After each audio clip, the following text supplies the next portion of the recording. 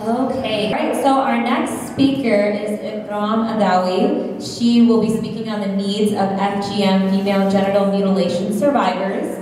She is a licensed clinical social worker and certified advanced alcohol and drug counselor. She is currently a sexual assault therapist at Michigan State University. Prior to Michigan State University, Ikram worked in the public mental health field for 8 years. If you could go ahead and give Ikram a round of applause, please.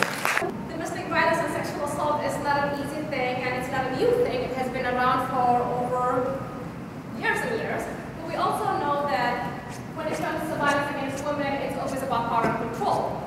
But when it comes to FGM, it's about love and protection. And families are performing these procedures on their children because they love them and they care for them and they protect them. So it's hard to talk about FGM and talk about love at the same time and in the same sentence, but that is the reality. So what I will be talking about today, I will briefly talk about what's FGM, the statistics, the types of FGM, and why people practice such a, practice. We'll talk about the impacts of FGM on girls and women, and then I did some data collection that I will share with you. And why did I do that data collection? I'm not a researcher, I'm a therapist, but I went after the numbers as well to just give me an idea of what's really going on. But then what I really would like to focus on is the next step. Now that we know this is a problem and this does exist among us, what do we really need to do? And then at the end I'll show you some slides about the comments that the survivors have said themselves. It's just a slide to show that you can just read and kind of humanize those survivors as well. According to the World Health Organization, FGM is all procedures involving partial or total removal of the external human genitalia or other injury to the human genital organ, whether for cultural or non-therapeutic reasons. So that's how people. So statistically, there's 3 million girls are at risk for FGM every single year. 2 million of them are living among us today as survivors of FGM. Usually, FGM is practiced in 30 different countries between Africa, Middle East, and some Asian countries. The procedure of FGM is usually carried out between infancy and adolescence, in some countries adulthood. What I want to actually share with you is that FGM is actually practiced here in the US and in Europe as well. Just recently in Detroit, a couple of years ago, a doctor was arrested for performing FGM on young girls from 2005 to 2017. This year, in January actually, a mother in Europe did FGM on her daughter at home. Girl developed an infection and she was taken to the hospital. And now that mom, for the first time, might be facing some serious legal charges. So she might be facing up to 14 years of prison time, but that would be the first case, even though FGM was banned from Europe in like 1980s.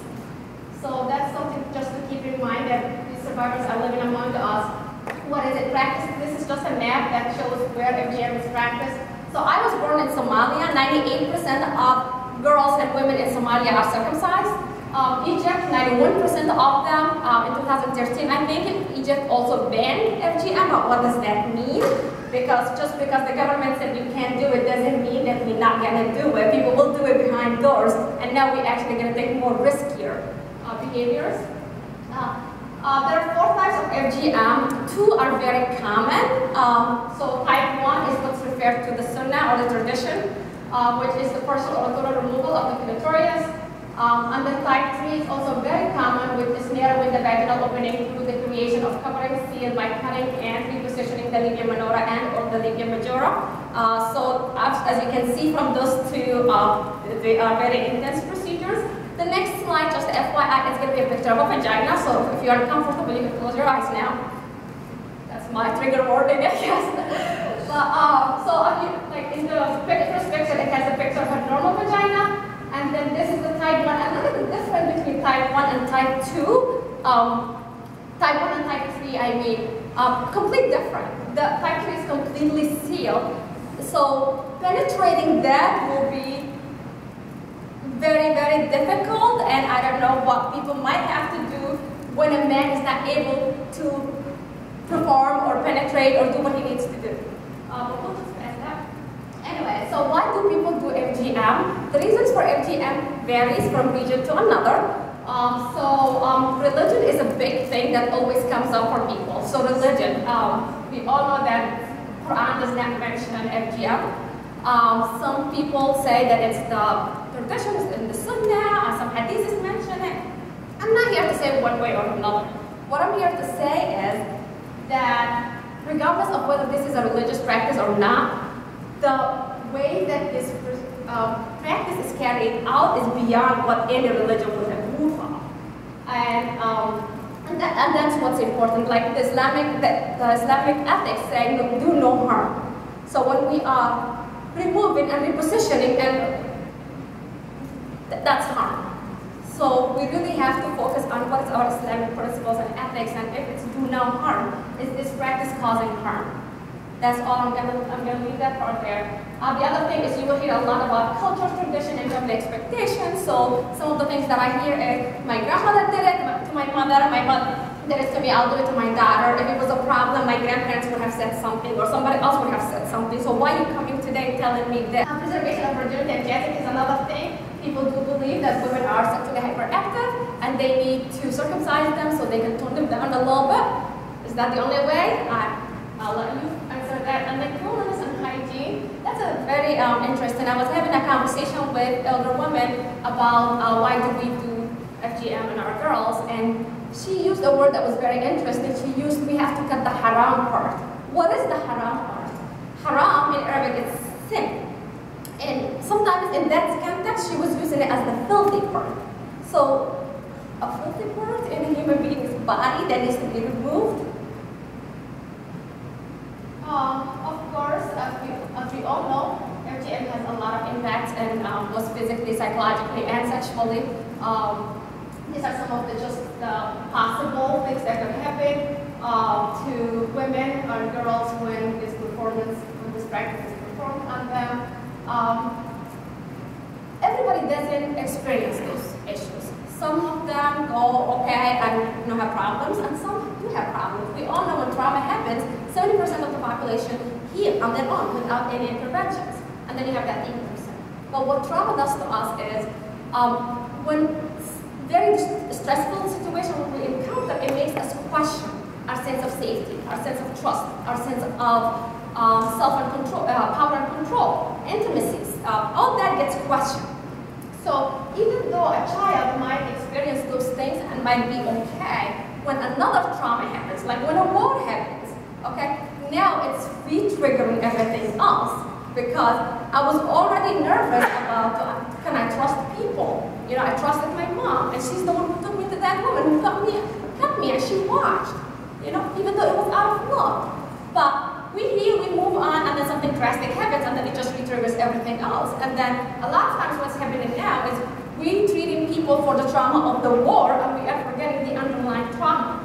So it's really important as a clinicians to pay attention to the underlying issues that our survivors may have experienced.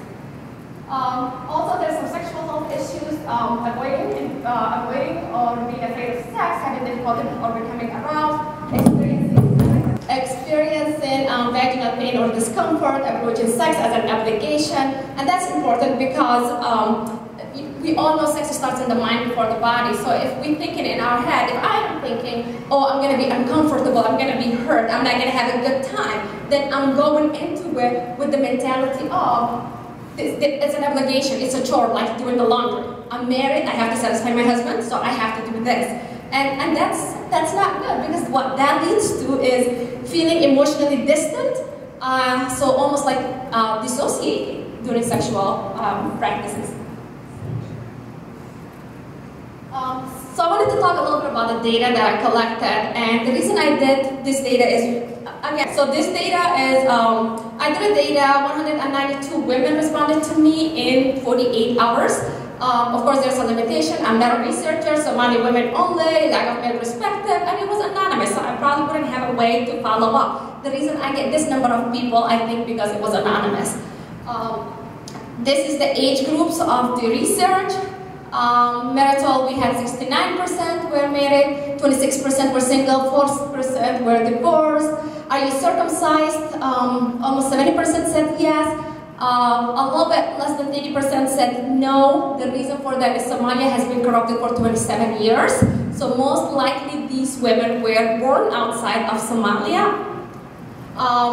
This is what I was after when I was coming up with this research, but are you sexually satisfied? 46% said yes, they're sexually satisfied.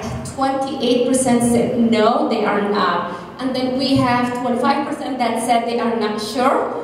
That could mean anything between I am not sexually active, and it could also mean I really don't know what sexual satisfaction looks like. So then do you think female circumcision can cause sexual problems such as reduced sexual desire, pain and discomfort? And 65% said yes. Menstrual issues, problems with childbirth, 9% said yes, and then 11% said none of the above. What now is what I really want to focus on. What do we do now that we know, 3 million girls will be at risk for this practice every year? So alright, so education is very, very, very important. Culturally sensitive, trauma-informed care is important. We as a Muslim mental health providers, it's our responsibility to number 1, be culturally sensitive and trauma-informed, and number 2, educate our colleagues who are also in this field and how they can perform culturally sensitive assessments and treatments to survivors.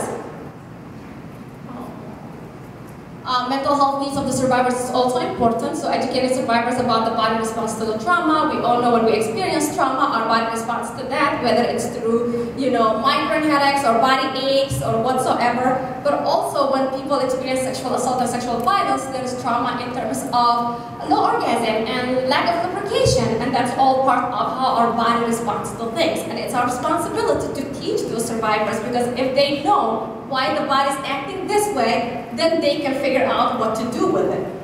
Oh, did I miss something? Support groups also is important, so creating a safe space for women to talk about their challenges and their struggles, especially when it comes to Somali women. Somali women do not like to be vulnerable. They will not allow that to happen. So you have to gain their trust. So what do we need to be? That trust needs to be talked about.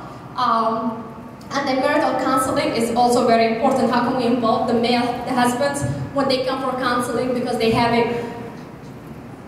relationship issues? Well, what does the relationship look like in bed? That doesn't talk. Even us as a Muslim mental health provider, sometimes we shy away to ask people about their sexual relationship, but that needs to be brought up, because if people are not happy in bed, they're not happy in the living room either. So we have to always be mindful of that.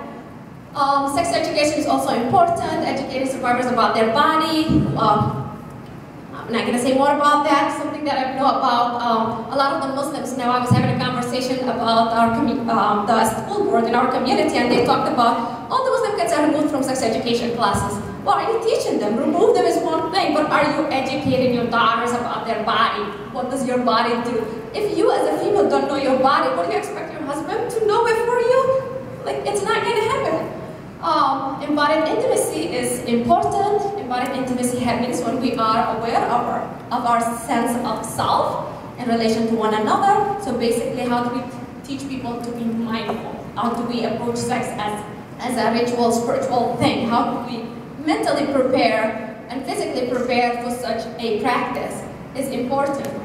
Normalizing sex talk, at my job we call it express yourself. So how do we teach women to express their sexual desires and their sexual needs with their husbands is very important.